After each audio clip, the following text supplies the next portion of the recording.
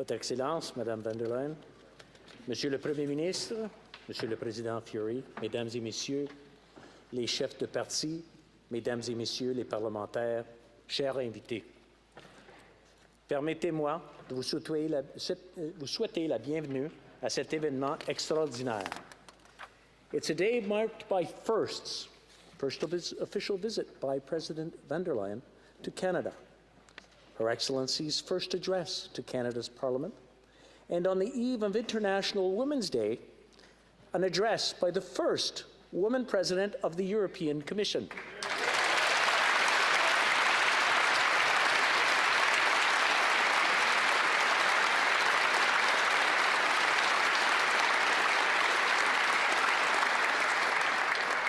And as Speaker of the House of Commons, I've had the great honour, Madam President, to be among the first to welcome you to Canada's Parliament. Permettez-moi maintenant d'inviter le très honorable Premier ministre à prendre la parole. Monsieur le Premier ministre.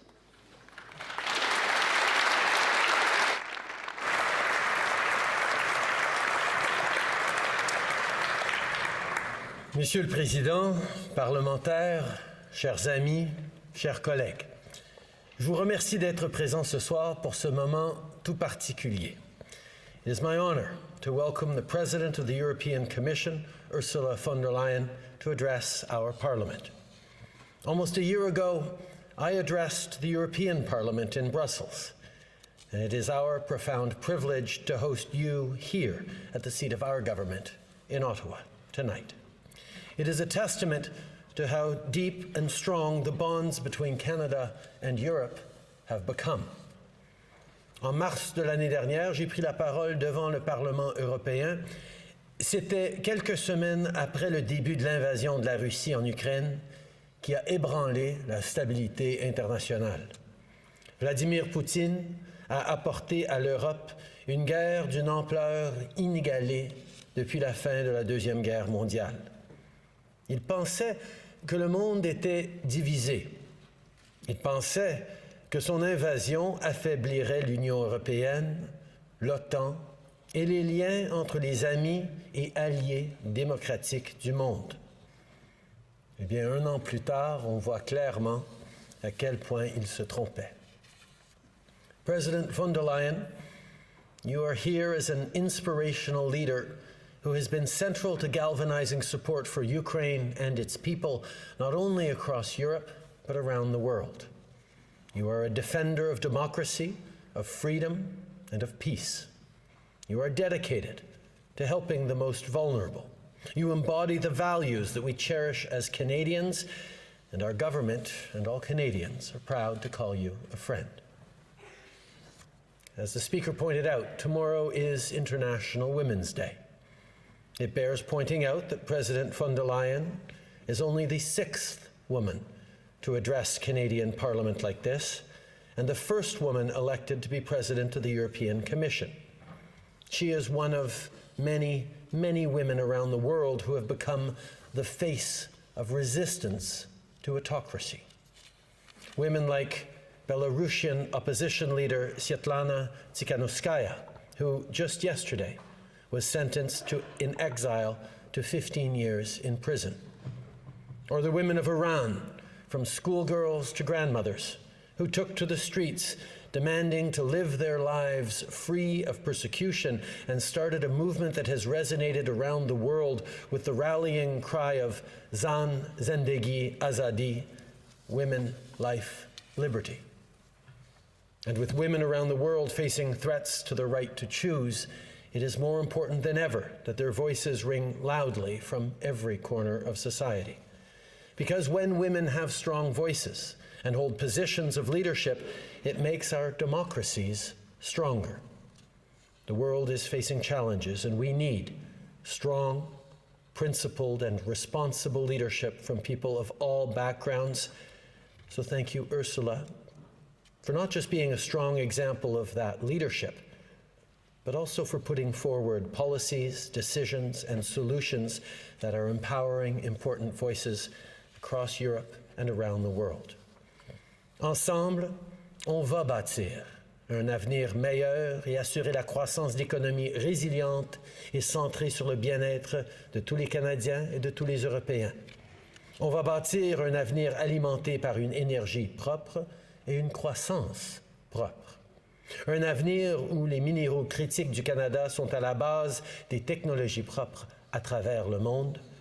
Un avenir où on lutte contre les changements climatiques, où on crée de bons emplois pour la classe moyenne des deux côtés de l'Atlantique. En 2017, c'est ici, à la Chambre des communes, que l'accord économique et commercial global entre le Canada et l'Union européenne a été ratifié. Et en 5 ans, le commerce entre le Canada et l'Union européenne avait déjà augmenté de 2/3. The partnership between Canada and the EU is stronger than ever.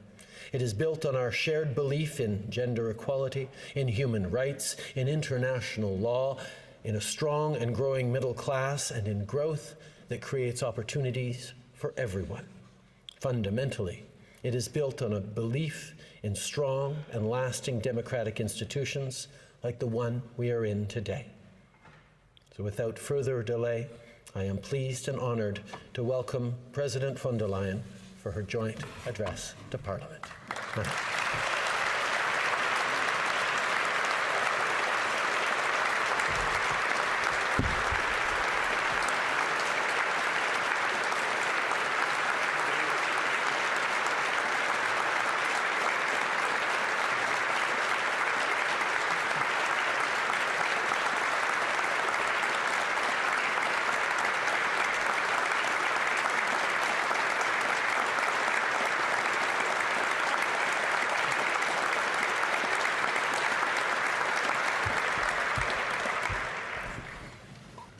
Prime Minister, dear Justin, Mr. Speaker of the Senate, Mr. Speaker of the House, Excellencies, Senators, members of the House of Commons, distinguished guests, people of Canada, thank you very much for welcoming me to the heart of Canada, the home of Canadian democracy. They say hard times reveal true friends. And this is what the European Union and Canada are, true friends. The history of our democracies is tied together. So many Canadians have their family roots in Europe. Many of your parents and grandparents have fought in Europe during 2 world wars. They were sent to faraway places on the other side of the ocean. Tens of thousands of them lost their lives in the trenches of Belgium, in the heat of Sicily, on the beaches of Normandy on D-Day. I am a European of German nationality. It was German Nazism and fascism that brought death and destruction upon Europe and the world. But it were Allied forces that brought liberty back to all of us. The united democracies freed us from dictatorship. Thus, we owe our democracy also to you, the people of Canada. And we will be forever grateful for the sacrifice your parents and grandparents made, and for the invaluable gift of freedom.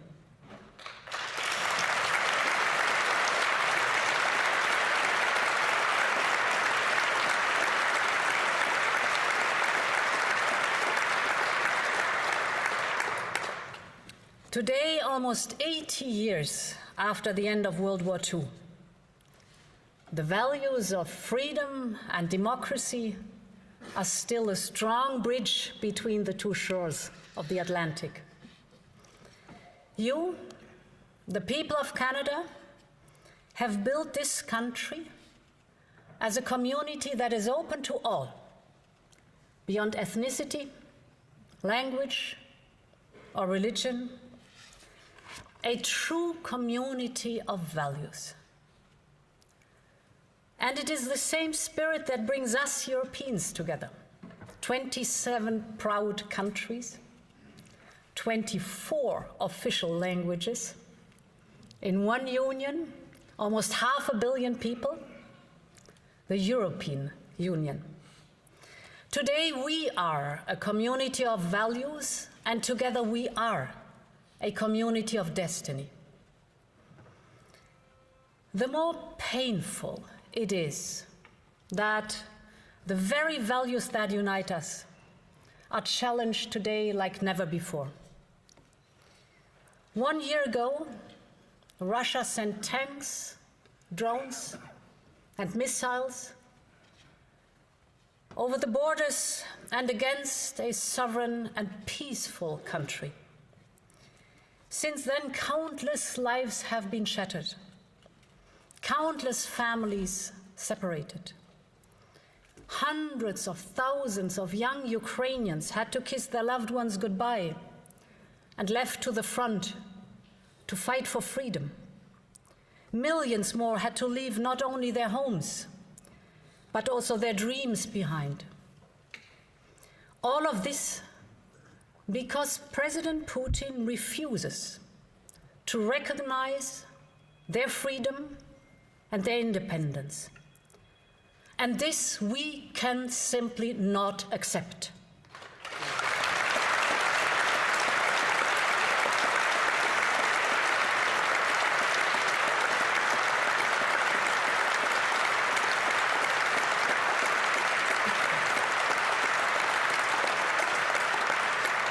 We will never accept that a military power with fantasies of empire rolls its tanks across an international border.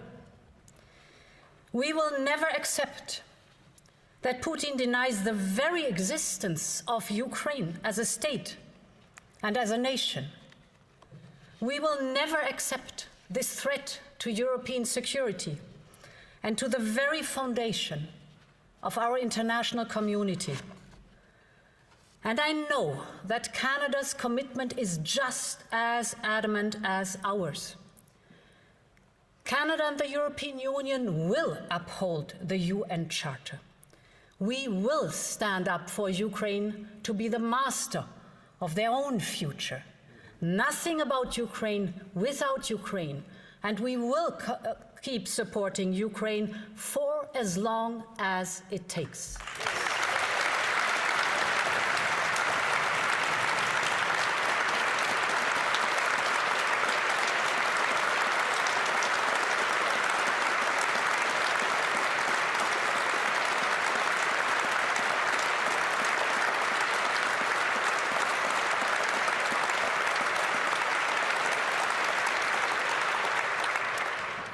Canada has a very special connection to Ukraine.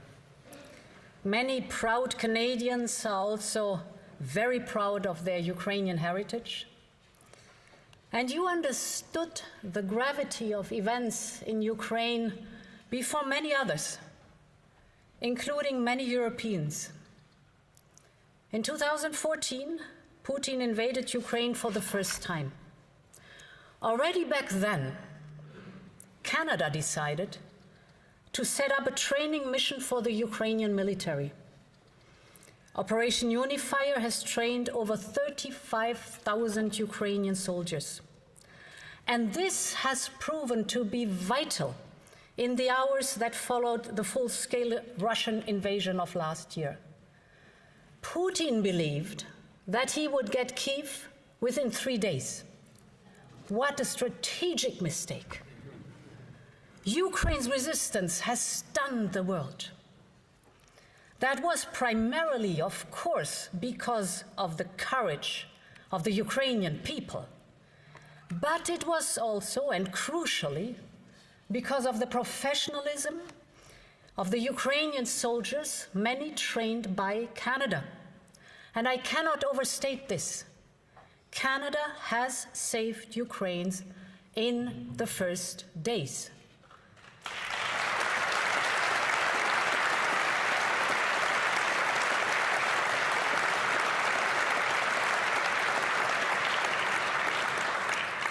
I want to thank everyone involved in Operation Unifier for your amazing service.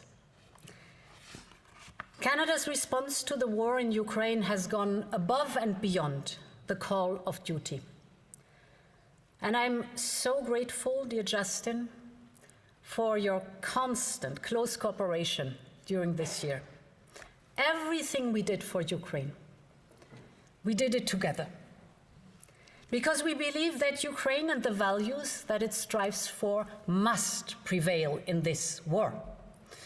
First, we believe that Ukraine deserves our steadfast military and economic support.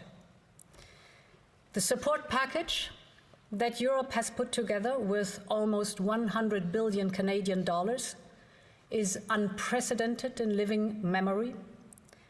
Canada is also contributing well beyond your fair share.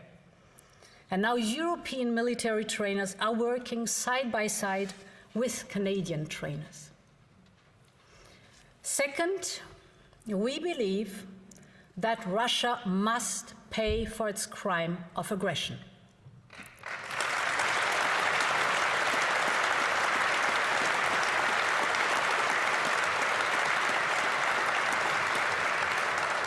Our sanctions have been closely aligned since day one of the invasion. And now, because of our common price cap on oil, Russian proceeds from crude oil and petroleum products have plunged by 48% in February from a year ago. And third, we believe that Ukrainians must be the masters of their own future.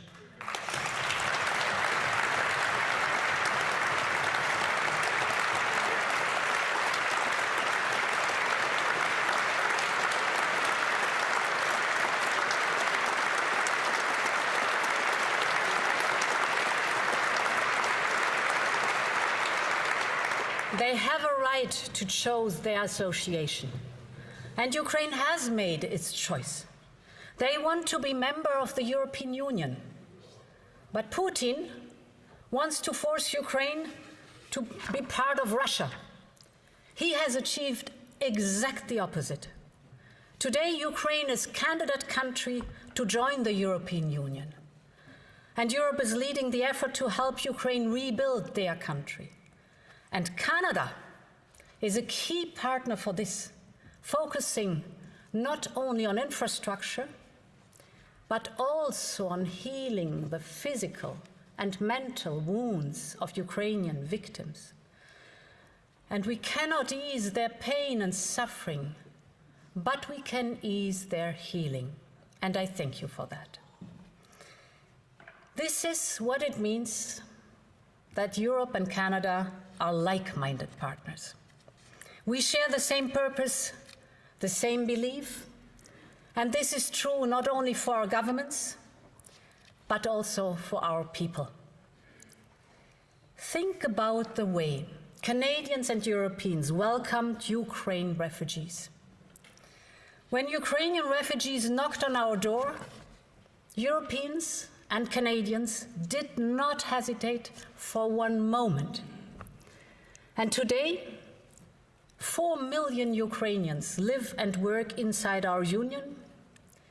The people of Europe have opened their hearts and their homes, and the same is true for the people of Canada. You are now hosting more than 165,000 Ukrainians, an incredible amount for a country on the other side of the ocean. But beyond the numbers are the stories, your stories. Stories of heart-wrenching separation, stories of dangerous flight to safety, stories of finally a warm embrace here in Canada. And I know that some of you are with us today in the gallery, so please join me in honoring all of them, all the Canadians who make this country a country of solidarity and hope.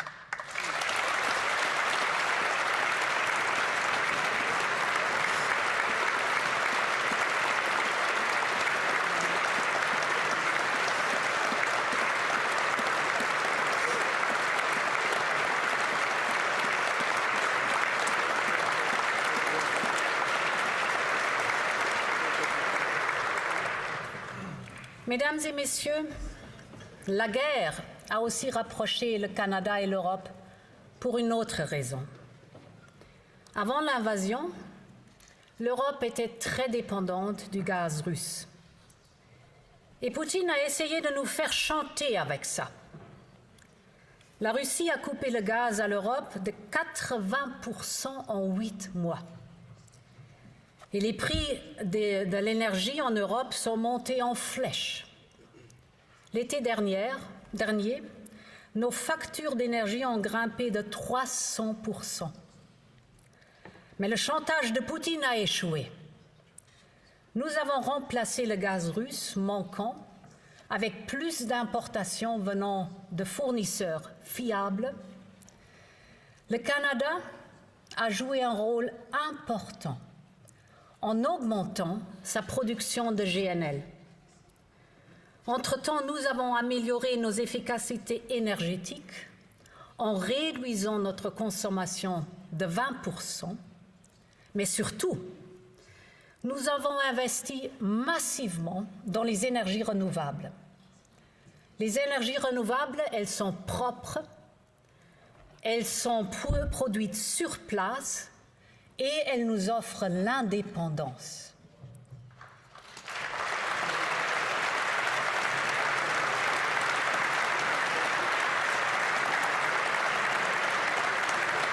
Mais notre travail ne s'arrête pas là. Comme l'avenir de l'énergie, c'est les énergies renouvelables, notre partenariat avec le Canada est crucial pour accélérer la transition vers l'énergie propre. Le Canada et l'Europe sont des leaders mondiaux pour l'action climatique. Nous avons fait de nos objectifs climatiques des lois. Nous avons fixé un prix pour le carbone. Et nous avons prouvé qu'on peut développer l'économie et réduire les émissions.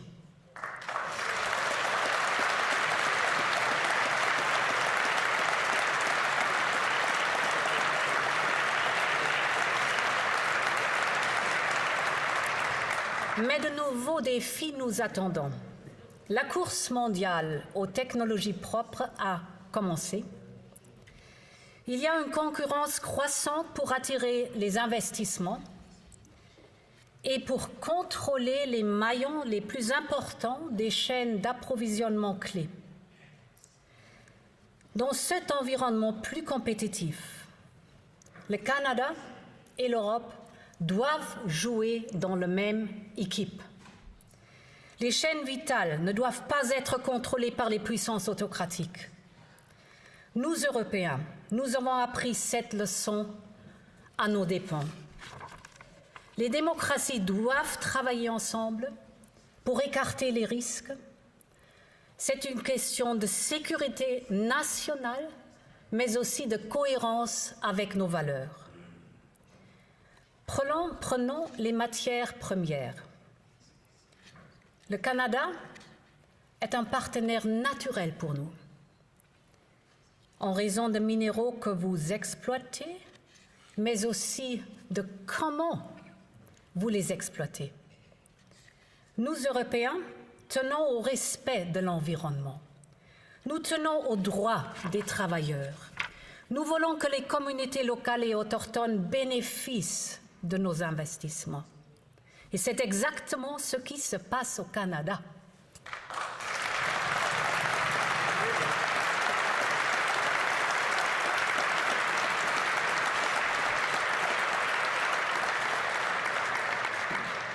En matière de valeurs, le Canada et l'Europe parlent le même langage. Unissons donc nos forces pour le climat, pour nos économies et pour nous libérer de nos dangereuses dépendances. Ladies and gentlemen, after the two world wars, the world declared that all human beings are entitled to equal and inalienable rights. But today, some powers are explicitly trying to destroy this basic principle. I was in Bucha right after its liberation by Ukraine's army. I saw the body bags lined up by the side of the street. I heard the stories of rape, of executions in cold blood carried out by Russian troops. And Russia continues to commit atrocities, bombing civilians, striking the most vulnerable. The United Nations says Russia is using rape and sexual violence as part of its military strategy in Ukraine. This is not only a war on Ukraine, it is also a war on human rights, and it is a war on women's rights.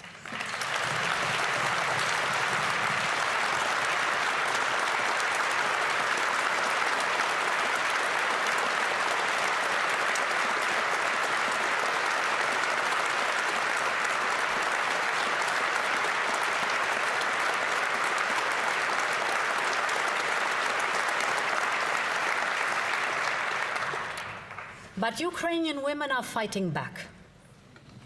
They have been fighting back ever since 2014. When the first Russian invasion happened, women were not allowed to carry out combat duties. But they did not care, and they started joining the army. Let me quote Lieutenant Colonel Melanie Lake of the Canadian Armed Forces, who led Operation Unifier, and she is with us today somewhere. She said, and I quote, "Ukrainian women did not wait for doors to be opened for them to serve in all capacities. They broke the doors down," end of quote.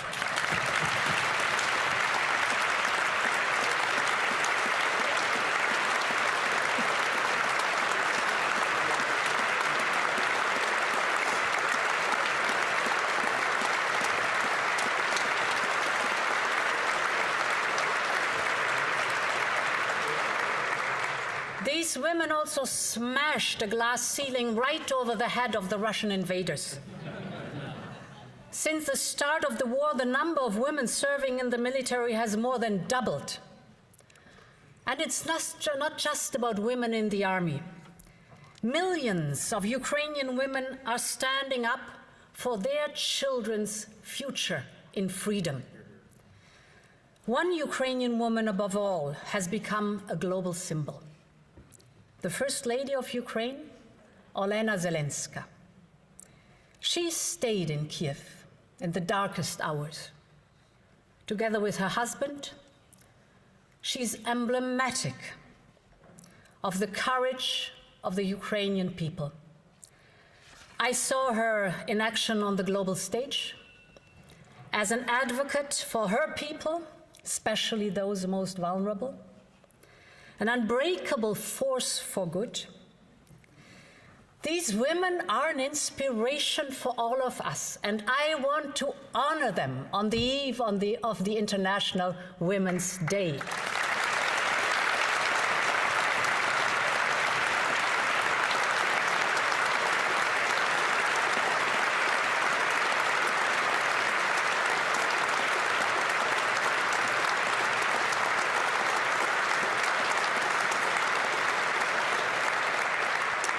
At war or in peace, we need all our talents to live up to the big challenges of our time. Canada knows this well. 8 years ago, when asked why he appointed a gender-equal cabinet, Prime Minister Trudeau replied, "Because it's 2015.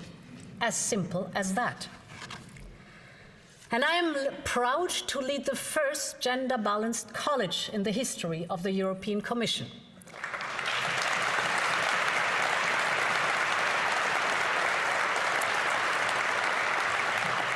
And before the end of my mandate, 50% of all managers of the European Commission will be women.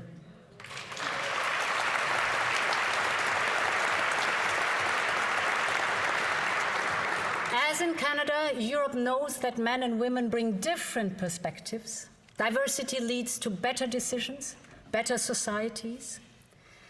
Gender equality does not just happen, not even because it's 2023. It requires day-to-day attention and commitment to ensure that women and girls can be free from violence, to ensure that women earn the same as their male colleagues because they deserve it, to ensure that women as well as men can have a career and a family, to ensure that women can reach the very top level because they are qualified. We have a duty to set an example to society and the economy of what a world of fair chances looks like. And this duty counts every day, not just on International Women's Day.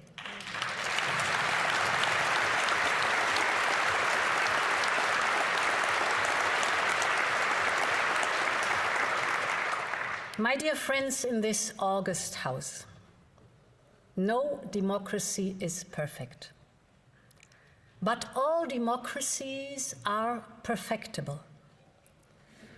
This is our mission, and this is what brings us together. It is the mission that has moved generation upon generation of great Canadians and Europeans. They had the audacity to look beyond the imperfection of what is and to see the beauty of what could be.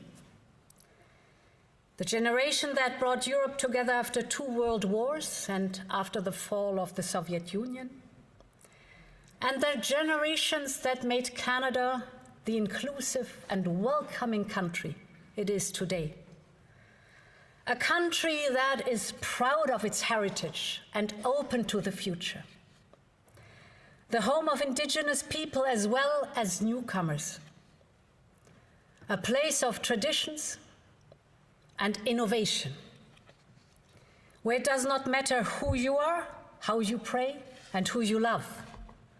Canada, where you can make the most of your life and the best of your community. And this is also my vision of Europe. This is what I work for every single day. So, Canada and Europe, let us walk this path together. Thank you very much.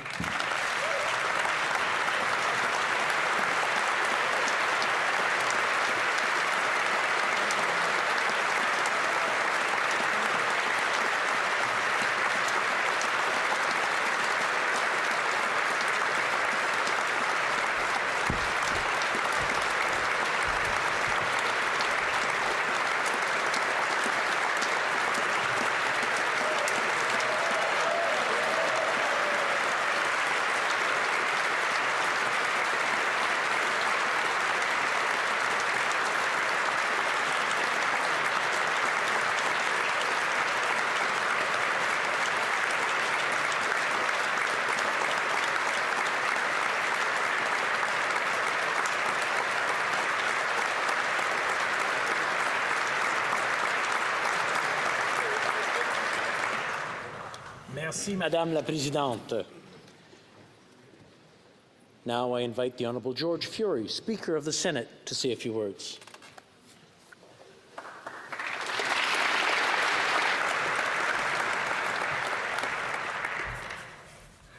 President von der Leyen, Prime Minister Trudeau, Speaker Rhoda, fellow parliamentarians, members of the Diplomatic Corps, distinguished guests, Mesdames et Messieurs, au nom de tous les parlementaires et de tous les invités dans cette Chambre, j'ai l'honneur, Votre Excellence, de vous remercier de votre présence et de votre discours au Parlement du Canada.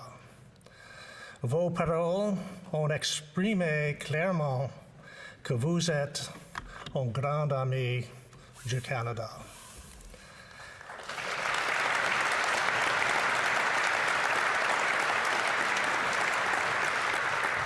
It is fitting that you are here today, Madam President, following President Zelensky's address to this House a little over 1 year ago. Your words today remind us of the depth of our shared values and of the importance of defending them.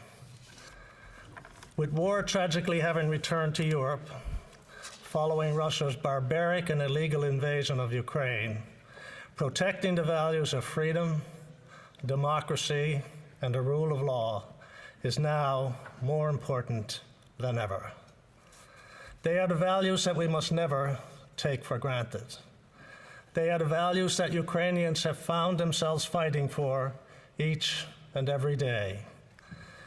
In recent years, the world has witnessed a rise in protectionism and populism that threatens to undermine the rule-based world order and indeed erodes the very fundamental values of democracy itself. Madam President, I know I speak on behalf of all Canadians when I say that we value your strong leadership, your outspoken support of Ukraine as it defends itself against Russian aggression. You have demonstrated that your response to this crisis has been guided by the principles of democracy and respect for human rights. Madam President, we applaud your efforts in every way in this regard. Indeed, it is these very principles that make Canada and Europe an integral part of the global family of democracies. Canada and the European Union have a common vision for meeting our collective long-term challenges, and we stand together in defending peace, territorial integrity, and the rule of law. And though these are troubling times, these are also times when people look to great leaders such as you, Madam President, for your hope and for your courage. In your State of the Union address to the European Parliament last fall, you invoked the inspiring words of Her Majesty Queen Elizabeth II when she said at the height of the pandemic, "We will succeed, and that success will belong to every one of us." Reflecting on those words, you added the very thoughtful insight that our future is built on new ideas and founded in our oldest values. Your words resonate now, Madam President, more than ever before. As well, on this the eve of International Women's Day, I wish to take a moment to acknowledge the vital role that women play in shaping our societies and our economies. And Canada and Europe must continue to lead the way in promoting gender equality by ensuring access to education, healthcare, and economic opportunities. In closing, I would once again highlight the importance of the Canada-Europe partnership and reaffirm our shared commitment to peace and prosperity around the world. Thank you, Madam President, for sharing with us your vision for the road ahead. Please be assured of the solidarity of the people of Canada as you continue on this most important journey. Merci beaucoup. Thank you.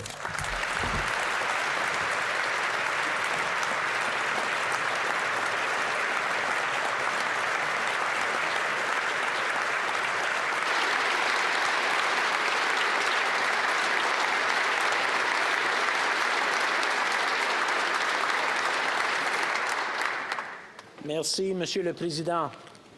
Madame la Présidente, je vous remercie de votre discours. Votre leadership nous inspire tous. Au cours de votre remarquable carrière, vous avez travaillé sans relâche pour défendre les droits de la personne, assurer un partage équitable des chances et renforcer la paix, la sécurité internationale, la démocratie et l'État du droit. Ces efforts ont contribué à faire croître encore plus la réputation de l'Union européenne, qui est un phare d'espoir en matière de stabilité et d'égalité. These values, which Canada shares, provide the foundation for dynamic economic growth that will steadily move the European Union and Canada towards a better future for our nations, for our planet. The European Union and Canada have a long history of friendship and, for many of us, including me, family ties that bring us even closer together. In a world where differences lead to conflict, Canada and the European Union stand together on common ground. Together, in support for Ukraine. Together, our efforts to build a better, more prosperous future. Together, always to defend and strengthen democracy. Comme je l'ai dit, c'est une réussite remarquable que d'être la pionnière que vous êtes, Madame la Présidente. Je suis certain que vos paroles et vos actions au cours de votre carrière seront une source d'inspiration pour ceux et celles qui suivront. Thank you for being here today, and thank you for your address. Thank you also to all the parliamentarians and distinguished guests who attended this historic address to Parliament. Merci à vous tous.